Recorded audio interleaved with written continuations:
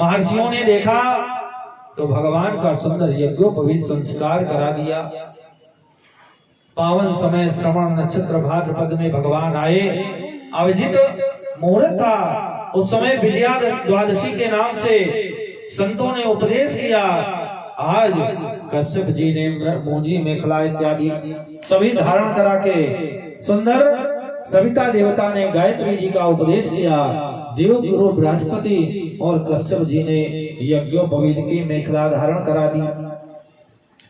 पृथ्वी माता ने काले हिरण के जो मृग का चर्म है ना, वो धारण कराया।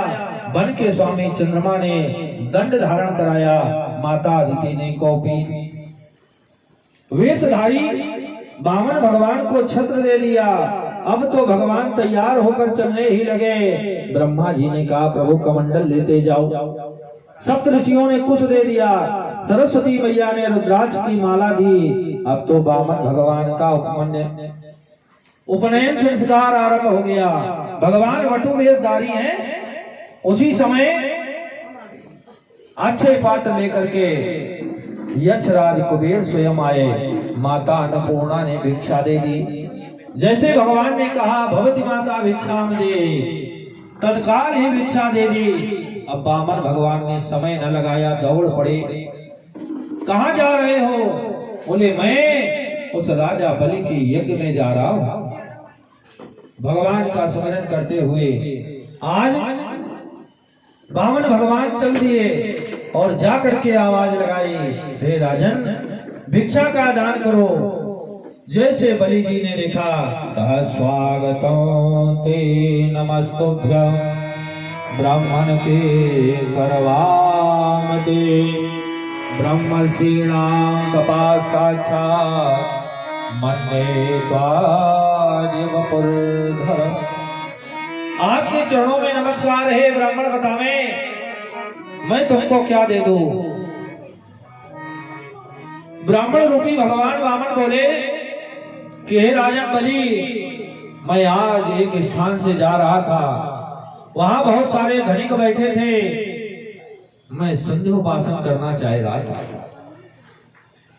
धनिकों ने मुझे मना कर दिया, ये बाबा हमारे दरवाजे पर बैठ करके पूजन पाठ मत करो, आगे जाओ।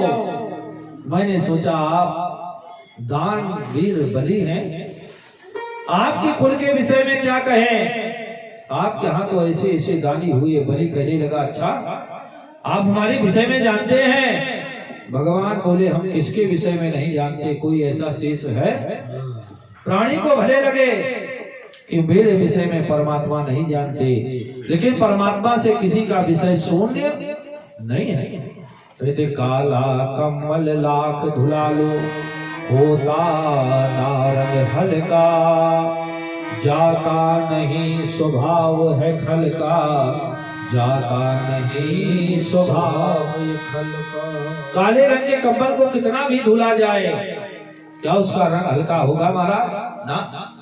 बोले चिकने घड़े पे नहीं ठहरता, एक बूंद भी जल का, जाता नहीं स्वभाव है खल का। महाराज जिसका जैसा स्वभाव बन गया, कितना भी सत्संग कराया जाए, वो तो घूम फिर करके वही पढ़ाएगा। 16 दूनी 8 ही होता है, भले 8 दूनी 16 होता, क्योंकि प्राणी का स्वभाव ऐसा बन गया होता है। हे बलि तुम तो धर्मात्मा हो। वामन ने इतना भगवान की महिमा के बारे में बताया, बलि जान गए ये धर्मात्मा है। बलि कहता है हे बटुक भगवान, कहो तो तुम्हारी शादी करवा दें, अगर शादी ना भई हो।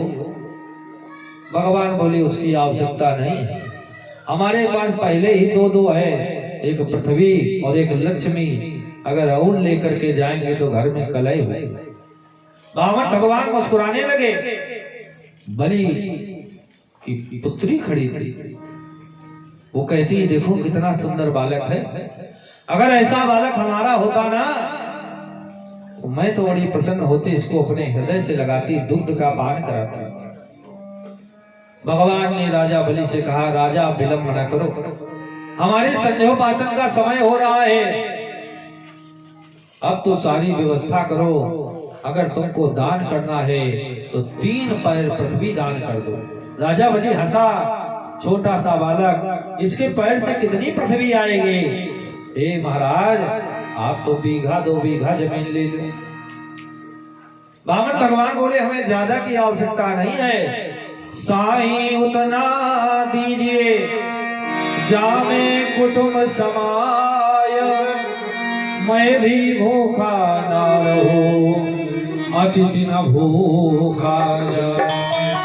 मुझे तो बस इतना दे दो, मेरे गोविंद का आराधन होता रहे और मैं शांति के साथ भगवान का पूजन कर सकूं। कुटिया इतनी ही बड़ी हो कि अगर कोई आवे तो उसको आदर से हम बैठा सकें। अब ये नहीं कुटिया बहुत बड़ी है, साधन बहुत है, लेकिन कोई आया प्रेम से स्नेह से वार्ता भी नहीं कर रहे, महाराज ऐसी कुटिया तो बेकार है। एक प्राणी अपने जीवन में क्या कमा सकता है? बोले मिट्टी के कुछ ढेले और अंत में उसी मिट्टी में मिल जाना है। महाराज यहाँ किसी के पास कुछ रहा नहीं। सिकंदर को आप सभी लोग जानते हो, जब वो गया ना, जितने भी उपचारक थे, वैद्य थे, डॉक्टर थे, हकीम थे, सबको एक लाइन से खड़ा कर दिया। एक तरफ सोने चांदी की मोहरे सब बिछवा दी, सारे ब्राह्मणों को खड़ा कर दिया और दोनों हाथ अपने बाहर निकलवाए जनाजे से और कहा देखो सारे साधन यहीं रह जाते हैं, मैंने पूरी पृथ्वी पर राज किया, आज जा रहा हूं, ना मेरे इस हाथ में कुछ है ना इस हाथ में कुछ। महाराज कुछ भी साथ नहीं रहा। जिस समय प्राणी यहां से जाता है लोग जान जाते हैं स्वर्ग गया कि नरक। अगर आपकी मुक्ति होने पर लोग कह रहे हैं बड़े ही भक्त थे, अच्छे थे, तो मान लो आपको साक्षात स्वर्ग मिल गया। और अगर कोई कह रहा है कि इनके जाने से मोहल्ला पवित्र हो गया, तो महाराज जान लो कि आप कहां गए। बलि की इतनी उपासना सुनी, यज्ञ के विषय में सुना, बामन कहने लगे तुम दानवीर हो, दान करो। बलि ने कलश का पात्र मंगाया जिससे जल डाला जाता है। विवाह के समय गड़वा होता है ना, जिससे कन्यादान में जल डाला जाता है, वैसा ही जल का पात्र मंगाया। ब्राह्मण को बुलाया कि इस वटुक ब्राह्मण को 3 पग पृथ्वी दान करना चाहते। संकल्प आरंभ हो गया, श्री विष्णु श्री विष्णु श्री विष्णु। जल की धार थोड़ी तो चली, फिर रुक गई। हमारे मृत्युंजय पंडित जी होते तो इतनी देर में संकल्प पूरा कर देते, लेकिन भगवान बोले हम बोलेंगे आराम आराम से। बोले 3 बार कहो श्री विष्णु श्री विष्णु श्री विष्णु। बलि ने कहा ठीक है श्री विष्णु श्री विष्णु श्री विष्णु। बोले ब्राह्मणों ने दुति परार्धे, और जैसे इतना कहा अब जल की धारा रुक गई। भगवान ने कहा हमारे पास इसका भी उपाय है, परेशान ना हो राजा बलि। हाँ, शुक्राचार्य जी ने देखा कि अरे ये तो छलिया विष्णु वामन रूप में आ गया। उसी जलपात्र की टोटी में जाकर बैठ गए। भगवान ने कुशा निकाली और 2 बार कहा गोविंद भगवान की जय। जैसे कहा शुक्राचार्य भगवान, महाराज दौड़ पड़े, समदृष्टा हो गए, सबको समान देखने लगे। वेद की दृष्टि जिसके जिसके पास हो तो बिल्कुल बढ़िया करवा लेना, भगवान के पास कृपा है। वेद की दृष्टि कभी किसी ने नहीं रखनी चाहिए। शुक्राचार्य ने वेद की दृष्टि रखी तो क्या हुआ? अब तो जल की धारा हुई, संकल्प पूर्ण हुआ। बोले महाराज 3 पैर पृथ्वी कही, पहला पैर बढ़ा दिया। भूल लो भुआ स्वा मां जना तपा सत्य, पूरा स्वर्ग से लेकर सभी राज्य ले लिए। दूसरा पैर जो बढ़ाया पृथ्वी से लेकर के केवल 1 लोक छोड़ दिया, सकल लोक, बाकी सारे लोकों में अपना अधिकार जमा लिया। राजा बलि से बोले राजा बलि तीसरा पैर कहां रखे? राजा बलि बोले महाराज अब आपके चरण अगर हमारे सिर पर लग जाए, स्पर्श हो जाए तो मेरा उद्धार हो जाएगा, भगवान कुछ कहते, राजा बलि लेट गया साष्टांग भगवान के चरणों में। रानी विंध्यावली बोली, महाराज मैं भी आपकी अर्धांगिनी हूँ, मैं भी आपके शरणागति आती हूँ। पति पत्नी दोनों मिलकर भगवान के चरणों में गिर गए।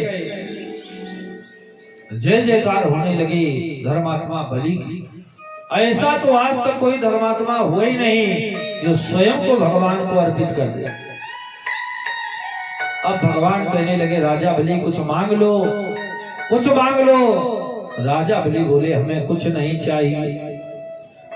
अभी तक आप हमसे मांग रहे थे, अब कह रहे हो कुछ मांग लो। भगवान बोले, हाँ मैं भक्त से जब सब कुछ ले लेता हूँ, उसके सारे विकारों को हरण कर लेता हूँ, इसके बाद जब देता हूँ तो प्रसाद हो जाता है, इसके पहले तो अभिमान ही रहता है। राजा बलि ने कहा, अगर आप देना चाहते हैं तो जब जब समय आवे आपका ही मुझे दर्शन हो, बोले जाओ सुतल लोक में राज्य करो, वहां के महल में 52 दरवाजे, और जिस दरवाजे से तुम निकलोगे वहां मैं तुम्हारा पहरेदार बन करके खड़ा रहूंगा। ऐसे हैं दयालु भगवान। बलि राजा के पहरेदार बन गए। अब भगवान तो पहरेदार बने हैं, लक्ष्मी मैया सोच रही कहां चले गए।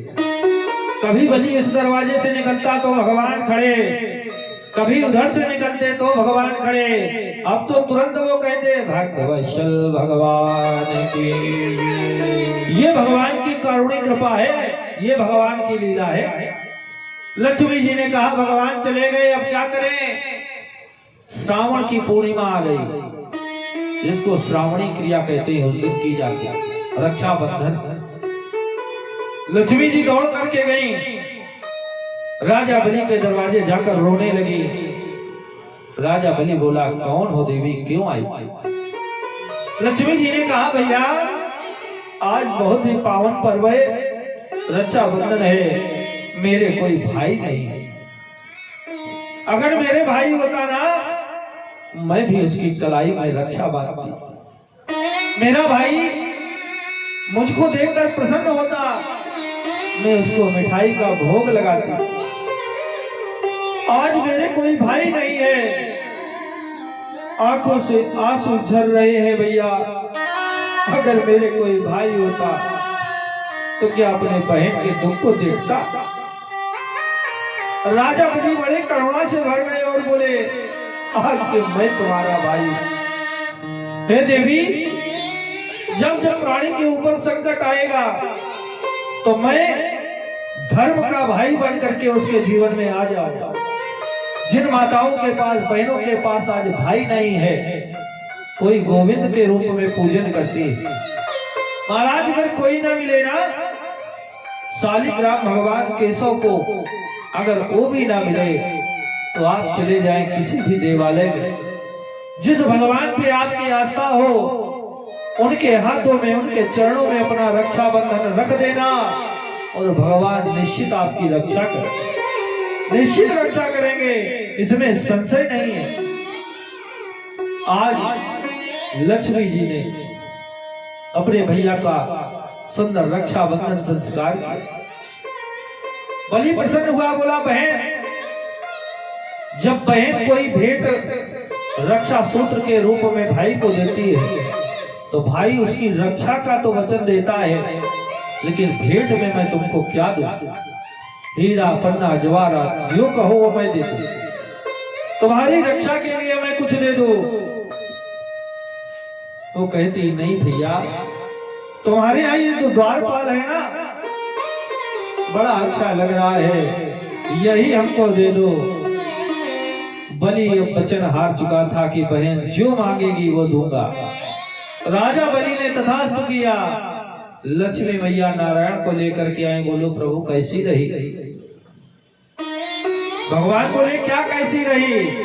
बोले, वचन में बढ़कर वही कहते थे, जागते रहो जागते रहो जागते रहो। और राजा बलि कभी इधर से निकलता वहां खड़े, वहां से आता वहां खड़े। अब मैं आपको मुक्त करा के लाई हूं। भगवान बोले, देवी वो मुझे आनंद वैकुंठ में भी नहीं आता जो भक्तों की सन्निधि में आता। इसलिए मैं बार बार भक्तों के बंधन में बन जाता हूँ। भगवान की जय जयकार होने लगी। उसकी कन्या कहती बड़ा छलिया था, अगर मैं जानती ऐसा मेरा पुत्र होता तो मैं विष देकर मार देती। भगवान बोले समय आएगा देवी, मैं तुमको दोनों सौभाग्य दे दूंगा। भगवान वहां से आ गए। अब तो जय जयकार होने लगी। असुर शिरोमणि बलि ने भगवान की बड़ी आराधना करी है। और यहाँ भक्त वत्सल लोग कहते हैं कि बलि ने भगवान की स्तुति उसी प्रकार से करी है जैसे कालिया नाग ने भगवान की स्तुति करी। कहता है प्रभु यदुत्ता श्लोक भवामेलिता वचो वैलिका सुरवर्य मन्यते।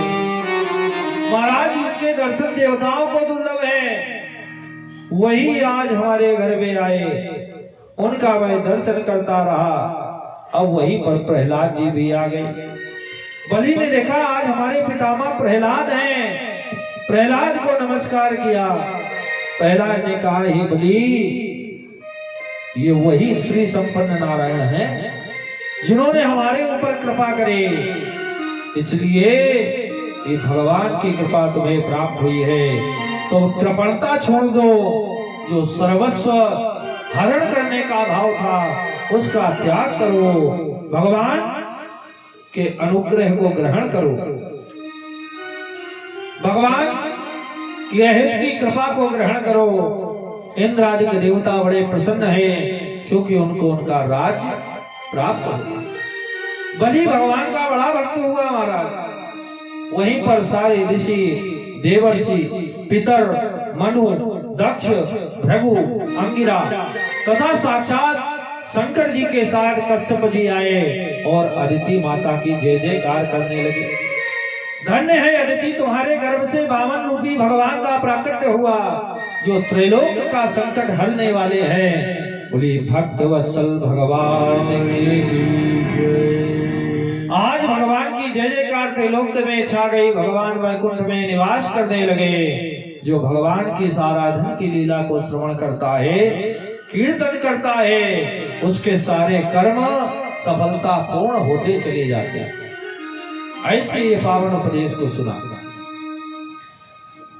अब परीक्षित जी से कहते हैं सुखदेव मुनि, हे राजन, गो विप्र सुर साधुना छंदसामपि चेश्वरा रक्षामिच्छन्तनो धत्ते वही।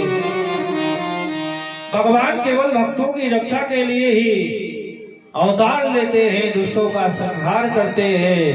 बोले हाँ, एक बार प्रलय का समय आया। उस समय ब्रह्मा जी का जो नाम था ना, वो ब्राह्मण रूप था और इन्होंने एक नैमित्तिक क्रिया अर्थात प्रलय कर दिया। प्रलय में सभी लोग डूबने लगे। एक हैग्रीव नाम का महाबली दैत्य आया जिसने योग बल से वेद और शास्त्रों का हरण कर लिया। वेद और शास्त्रों को चुरा करके ले गया। तो जैसा स्वरूप उस हैग्रीव का था, पूरा शरीर मानव का, और उसका जो मुख था वो अश्व के समान था। भगवान ने भी हैग्रीव का अवतार लिया और जाकर उस दैत्य से युद्ध किया। भगवत परायण भक्त वत्सल भगवान ने वेदों को उस दैत्य से छुड़ा करके प्राणियों में वितरित कर दिया। बोलिए हैग्रीव भगवान की जय। महाराज विश्वान जो सूर्य है श्राद्धदेव के नाम से विख्यात हुए, इनके पुत्र हैं वही वस्वत मनु। एक बार की बात है, एक बार जल पीने की लालसा से एक नदी में गए। वहां देखा कि जल पीते समय एक छोटा सा मछली का बच्चा बार बार कह रहा है कि हमें इस जल में बड़ा कष्ट हो रहा है, हे राजन मुझे जल से बाहर निकाले। उन्होंने एक धोने का पात्र लिया, उस पात्र में मछली को रखा, लेकर के आए, लाकर एक बड़े से पात्र में अपने समीप रख लिया, भगवान का आराधन किया। देखते ही देखे मछली का स्वरूप और बड़ा हो गया। उस पात्र में आवाज आने लगी, हे राजन, मुझे इस पात्र में भी कष्ट हो रहा है और बड़े स्थान पर ले चलो। महाराज, राजा ने उस मछली को लिया, बड़े से तालाब में ले जाकर छोड़ दिया। उस बड़े से तालाब में जैसे राजा ने छोड़ा, कुछ दूर ही चले, फिर आवाज आई, हे राजन, ये तालाब भी मेरे लिए छोटा पड़ रहा है और बड़े से तालाब की आवश्यकता है और बड़ा सरोवर लाओ। राजा ने मल्लाहों को बुलाया, श्रम किया, भगवान की कृपा के कारण उस मछली का स्वरूप बढ़ता चला जा रहा। बड़े से पात्र में रखा एक बड़े से सरोवर में ले गए, छोड़ा ही था, फिर आवाज आई, राजन, मेरे शरीर को यहाँ भी कष्ट हो रहा है और अच्छी जगह ले चलो। बड़ी सी नदी में ले गए, नदी के बाद उससे महानदी, महानदी के बाद जैसे समुद्र में ले गए, अब तो उनका रूप परिवर्तित हो गया। ये कौन है? बोले भगवान विष्णु है, इनका एक अवतार हो गया। बोले मत्स्य भगवान की जय। महाराज, इनका अवतार क्यों हुआ? बोले प्रलय का समय आने वाला था। उन मनु राजा से कहा, हे राजन, जब पृथ्वी प्रलय में हो जाएगी, उस समय बीज को लेकर, औषधियों को लेकर सप्त ऋषियों के साथ तुम एक नाव में बैठ जाना। उस नाव की जो रस्सी है वो मेरे सिर पे सींग पर बांध देना और मैं तुमको एक पर्वत में ले जाऊंगी, जहां से जब सृष्टि आरंभ होगी, हे राजन, अगले मनवंतर में तुम्हें ही मनु का कार्य करना। राजा बड़े हर्ष के साथ बैठे, भगवान का ध्यान कर ही रहे थे, तभी वो समय आ गया। आज वैवस्वत मनु ने देखा कि भगवान मत्स्य रूप बना करके आ गए। नरपति के इस पावन स्वरूप में, जिनके शरीर में ना कुंडल है ना मुकुट है, वो तो केवल भगवान के स्वरूप का ध्यान करते हैं, कहते हैं, नारायण, आपकी कीर्ति गाने में प्राणी को बहुत समय चला जाता है, लेकिन आपका दर्शन नहीं होता। न जाने कौन से पुण्यों का उदय हुआ, आप आवे, आपको नमन है। महाराज, ऐसी लीला आरंभ हो गई। फिर महाराज वैवस्वत मनु पहले तो संतान से हीन थे। गुरुदेव वशिष्ठ की कृपा से इन्होंने मैत्रा वरुण नाम का यज्ञ किया। मैत्रा वरुण यज्ञ से एक कन्या प्राप्त हुई। इस कन्या का नाम रखा गया इला। इला बड़ी ही सुंदर कन्या थी। महाराज, गुरु वशिष्ठ ने कहा, इस इला कन्या को सुंदर वर की प्राप्ति कराई जाए। सुदम्न नाम के राजा के विषय में बताया। कुल पुरोहित वशिष्ठ जी ने कहा कि जो सुंदर स्वरूप है, इस कन्या को ये तुम्हें भगवती अंबिका की कृपा से प्राप्त हुई है। ये जगत जननी ही है साक्षात। महाराज, लोग मन में एक भाव ले लेते कि अगर हमारे जीवन में कन्या है तो हमारा क्या होगा। महाराज, कन्या भी हमारे वंश की बेल को बढ़ाने वाली है। कहीं भी आप देख लीजिए, जिस समय हम देवी का पूजन करते हैं, देवियां 9 रखी जाती हैं, लंगूर एक ही रखा है। लोग कहते हैं अगर कुल में कन्या जन्म लेगी हमारे कुल का उद्धार नहीं होगा। महाराज, अगर एक संस्कारी कन्या हो गई ना, तो एक कुल कह रहे हो, 2 कुलों का उद्धार करती है। एक मातृ कुल, एक पितृ कुल। आज अंबिका वन में प्रवेश पाने के कारण सुदम्न स्त्री के रूप में हो गए। अनुचरों ने देखा अब राज्य कैसे चलेगा। राजा सुदम्न तो स्त्री बन गए। कभी वो कला करके पुरुष रूप में आते, कभी स्त्रियों के समूह में घिर जाते। उनकी इच्छा हुई कि मेरे भी कोई संतान हो। स्त्री स्वरूप में आने पर चंद्रमा के द्वारा इनकी एक संतान हुई जिसका नाम रखा गया बुध। महाराज बुद्ध ने अनेक भाव के द्वारा संसार का साधन रखा। एक बार चंद्रमा ने भी भाव बनाया स्त्री रूपक। उस देवी के द्वारा बुद्ध ने भी एक पुत्र को जन्म दिया जिसका नाम हुआ पुरुरवा। और पुरुरवा के ही वंश से ऋषभ आदि 5 महर्षि जन्म लेते। महाराज इन्हीं के कुल में मरुत के पुत्र का नाम हुआ दम। दम के राजबंधन के सुधृति के नर और पुत्रों की उत्पत्ति ऐसे होने लगी। कहीं वंदमान वेगवान बंधु के राजा तृणबिंदु जो गुणों के भंडार थे। शनै महाराज कसासु के पुत्र का नाम सोमदत्त हुआ।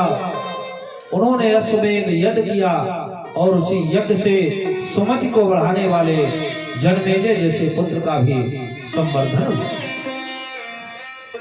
एक से एक प्रतापी राजा हुए।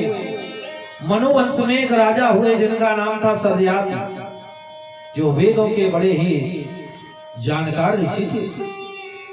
महाराज अंगिरा गोत्र के एक ऋषि है जिनका नाम है महाराज चवन। वो एक बार अपने आश्रम में बैठे तपस्या कर रहे थे। इधर सदयाति की कन्या जिसका नाम है सुकन्या वो जाती है। देखा है एक स्थान पर मिट्टी का ढेर लगा हुआ, 2 स्थान ही खुले हैं जहां एक प्रकाश निकल रहा है। उसने वृक्ष का एक कांटा लिया और उन्हीं नेत्रों में स्पर्श करा दिया। जैसे ही बिंदुओं पर स्पर्श कराया